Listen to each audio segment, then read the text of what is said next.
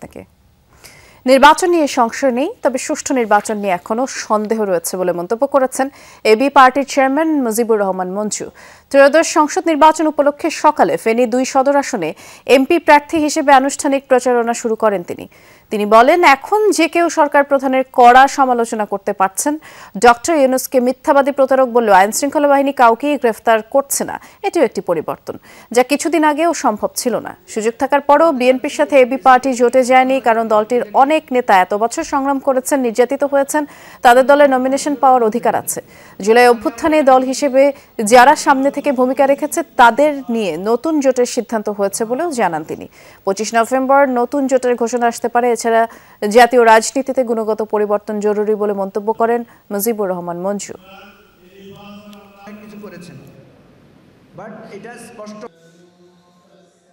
আমরা যে জোটটা করতে চাচ্ছি তারা হলো জুলাই গণ অভ্যুত্থানে আমরা যারা সক্রিয়ভাবে দলীয়ভাবে অংশগ্রহণ করেছি এবং যে অভ্যুত্থানের স্পিরিটটা যারা ধারণ করতে চায়, এটাকে কেন্দ্র করে আমাদের জোটটা আমরা ডাক দিচ্ছি।